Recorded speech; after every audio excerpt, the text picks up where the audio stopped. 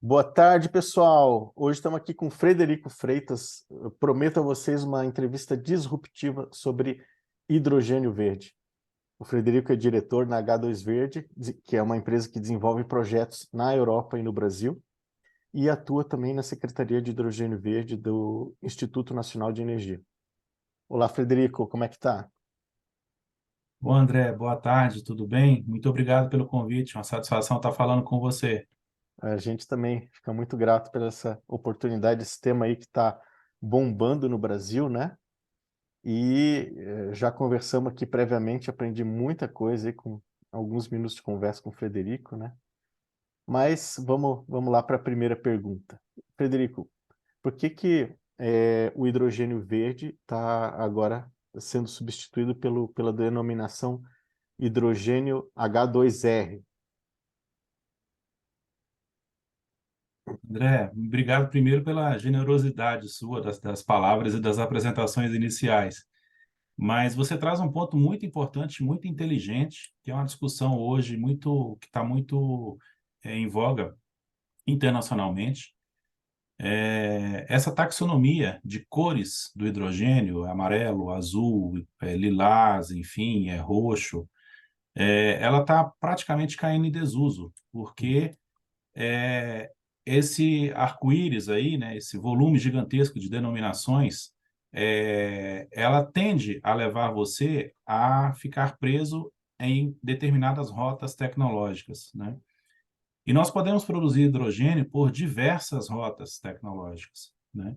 Inclusive, eu mantenho um blog voluntário que publico alguns artigos. O nome do meu blog é Rotas do Hidrogênio, no plural, exatamente para mostrar que existem inúmeras rotas. Então, neste conceito, o conceito de hidrogênio de renovável, hidrogênio de baixo carbono, o hidrogênio sustentável, isso ainda está em aberto, mas nós estamos tendendo para um cenário que, na minha opinião, é muito mais racional. Ou seja, você vai medir o hidrogênio quão sustentável, quão renovável ele é, pelas emissões de carbono relacionadas à sua produção, do que efetivamente a sua rota tecnológica. O que eu quero dizer com isso? Você vai produzir hidrogênio, vai ser feita uma medição, qual é o carbono associado àquela produção, e em cima de um determinado parâmetro ele vai ser considerado hidrogênio de baixo carbono ou não, né? E aí Uhum, depende se você usou energia fotovoltaica, se você usou energia eólica, se você usou energia hidráulica, né, de hidrelétrica, ou se você usou até biomassa, né? uhum. Então, nesse cenário, eu vejo que existe uma racionalidade e é um discurso muito produtivo e vale a pena a gente se aprofundar um pouco nisso. É uma dica que eu deixo aí para quem está acompanhando essa gravação. Muito bem. Ele deixa de ser hidrogênio verde para ser hidrogênio renovável que admite um percentual de carbono na produção dele, né?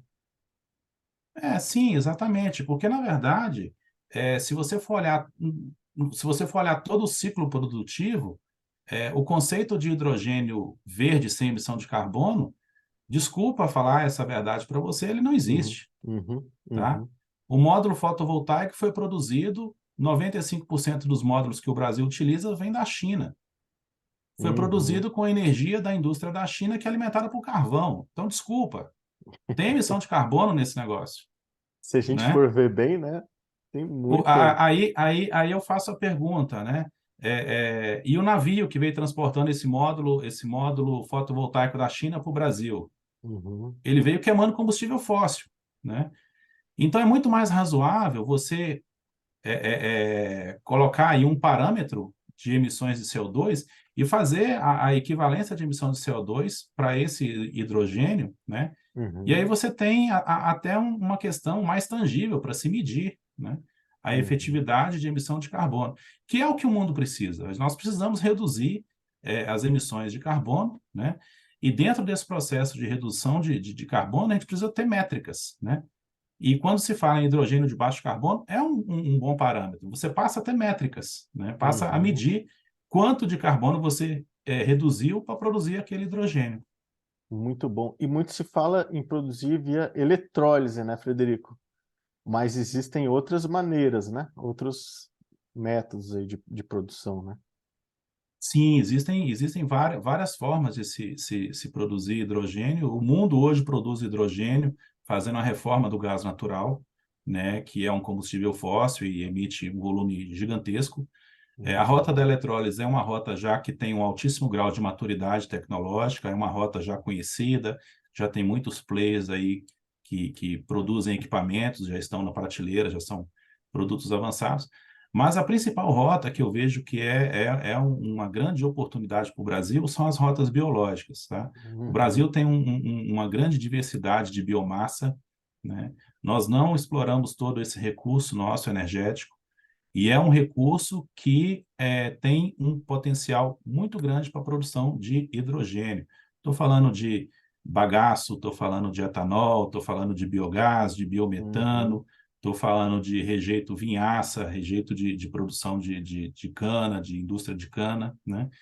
Então, assim, André, a gente poderia ficar aqui até o final do dia conversando sobre rotas biológicas, que é, na minha visão, um gigantesco potencial que o Brasil precisa olhar com cuidado e com muito carinho, porque nenhum outro país do mundo tem o potencial que nós temos.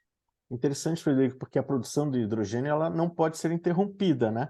E quando se fala aí de placas solares e usina eólica, elas têm tanto uma sazonalidade durante o ano quanto uma intermitência, né? Coisa que na intermitência hora a hora, né? Coisa que a biomassa ela não tem muito disso, né? Talvez uma sazonalidade aí. Como que é feita a produção hoje de energia de hidrogênio renovável, né? é, Usando-se as eólicas, solares, né, que tanto se fala, e protegendo aí dessa intermitência e essa sazonalidade. Muito legal, André. Da mesma forma que as renováveis, elas são um grande desafio para o setor elétrico, porque existe aí a intermitência, a questão de causar aí, inclusive, eu sou engenheiro, causar harmônicas aí no sistema de transmissão, coisas que você também conhece. Uhum, Este problema também ele está presente na produção de hidrogênio. De que forma, né? Essa intermitência acaba gerando reflexos no equipamento que é o coração. Agora eu estou falando de rota de eletrólise, mas se ela tiver, por exemplo, alimentando um outro processo, ela acaba gerando intermitência no equipamento que é o coração, que é o eletrolisador, né? É um equipamento caro, né?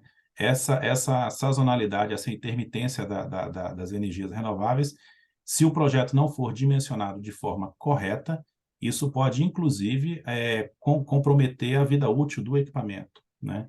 Além de você não ter uma produção em regime de 24/7, e isso prejudica o seu custo final e você não tem competitividade. 24/7 Nesse seria cenário, 24 horas por dia durante 7 dias.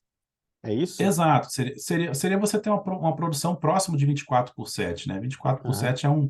é um vício de linguagem, mas quanto mais tempo funcionar a sua planta, maior vai ser o volume, menor vai ser o seu custo de produção, né? Sem paradas. Aham. Exato. E aí, André, os projetos hoje que estão aí sendo desenvolvidos, eles consideram sim uma produção off-grid com renovável e um complemento que vem através de um PPA renovável do grid, tá? Uhum. Então, é outro conceito que a gente precisa deixar bem claro. Você, eventualmente, vai precisar, sim, de uma parcela da sua energia vinda do grid, e não existe esse negócio de uma planta de hidrogênio funcionar 100% renovável. Uhum. Uhum. Você, né, de forma econômica, você vai perder muita competitividade. Uhum. Eu entendi.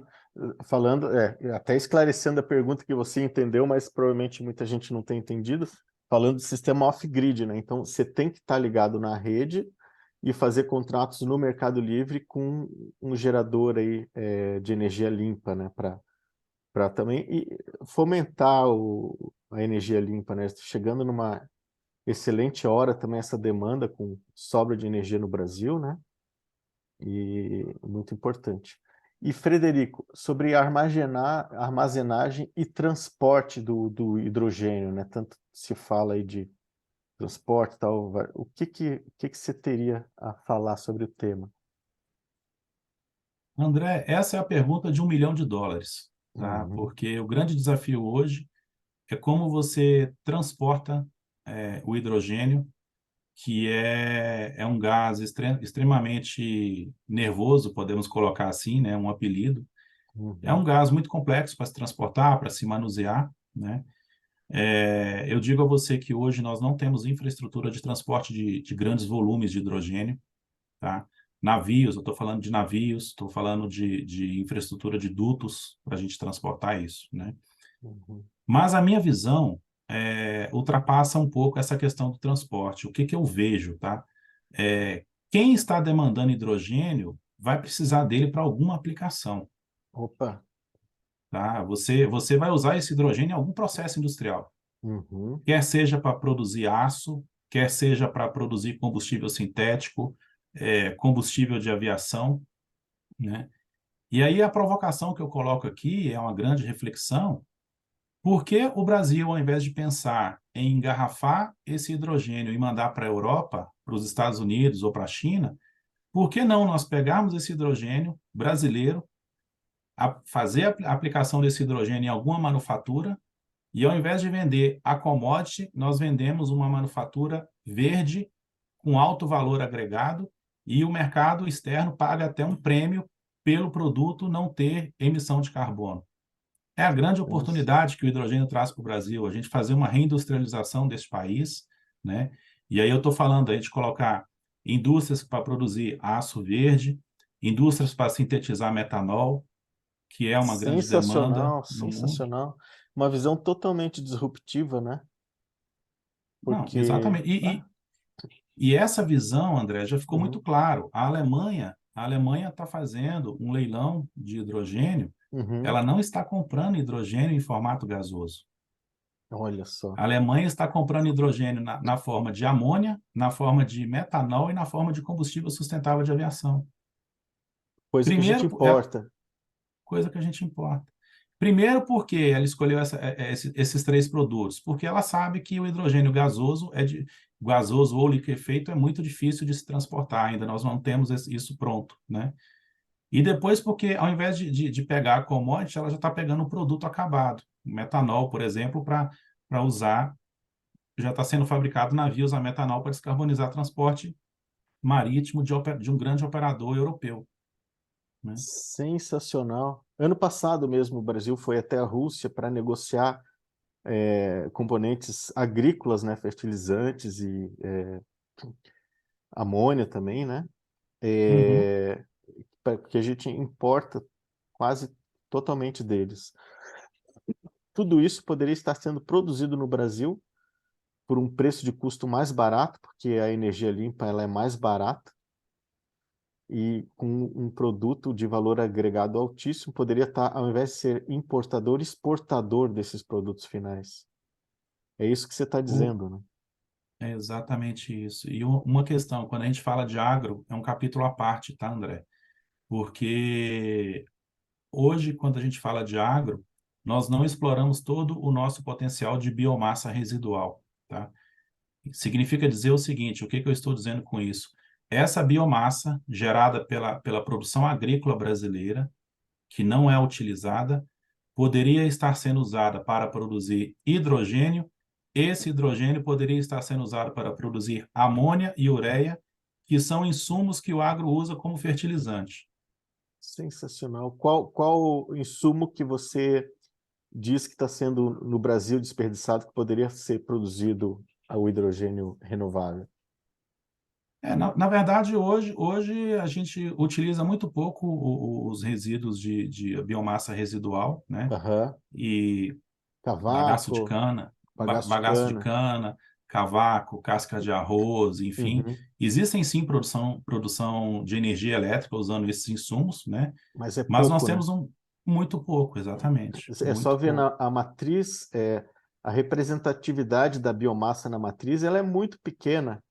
E a gente tem um território muito grande, muita produção, né? Provavelmente muita coisa sendo jogada fora, como lixo, poluindo até o meio ambiente, ao invés de ser aproveitado numa indústria aí que vai resolver dois problemas, né? O problema do descarte e o problema da produção, né?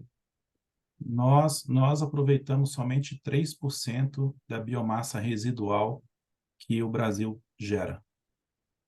3%. 97% da biomassa residual não é aproveitada no Brasil. Nossa, tem muita coisa para fazer, Tem né, muita Frederico? oportunidade. Aí, e sem falar, por exemplo, do biogás produzido, que vem da suinocultura, que vem de Uhum, rejeitos de criação de animais, de criação de boi, enfim. É um universo muito grande e eu, particularmente, tenho uma admiração muito grande pelo potencial brasileiro de produzir hidrogênio por rotas biológicas. uhum. E a criação de riqueza, né? Em última instância, é a criação de riqueza. Criação Frederico, de riqueza, geração de divisas para a economia. Se a gente sim. importa fertilizante, né, no momento que a gente tem uma produção local, além de Uhum, fomentar a indústria nacional, tecnologia nacional, gerar emprego, a uhum. gente melhora a economia, né? Porque a partir do momento Isso. que a gente não importa, a gente fica com a balança comercial mais saudável. Uhum, uhum. Muito bom. Eu estava vendo, Frederico, um vídeo sobre o Chile, né, eles estão lá produzindo hidrogênio verde a partir da água e captura de carbono, né? O que que você teria a falar sobre isso? O estado da arte do hidrogênio é exatamente você aplicar ele em sínteses, né? Uhum, Em processo de síntese. E quando a gente fala em produzir amônia e ureia, a gente está falando de um processo de síntese, né? uhum, Produção de ureia, por exemplo, eu preciso de capturar carbono. Mesma coisa para produzir o metanol, eu preciso capturar carbono para combinar esse carbono com hidrogênio e produzir lá o metanol. Além da gente estar usando um insumo sustentável de baixo carbono, você ainda tem que fazer a captura de carbono, que é um outro mercado que tem uma sinergia gigantesca com o mercado de hidrogênio, né? Porque você uhum. vai precisar de alguma forma capturar isso. E existem oportunidades aí que a gente precisa enxergar. Por exemplo, André, foi até um tema que eu tratei no painel do Hydrogen Expo na última semana. A gente está falando em produzir hidrogênio no PCM, né? Uhum. Já tem vários memorandos assinados. Nós temos 4 térmicas ao lado do PCM que estão emitindo CO2. Por que não pensar em capturar o CO2 dessas térmicas com o hidrogênio produzido no PCM, sintetizar metanol, né? E ao invés de mandar o hidrogênio engarrafado para a Europa, você fala, olha, eu tenho metanol aqui com valor agregado bem maior e o Brasil consegue exportar um produto de valor agregado, que é o metanol que já está altamente demandado na Europa. Sensacional. Você transforma a usina aí, a carvão, a gás, numa usina limpa, né? Porque Exatamente. você captura.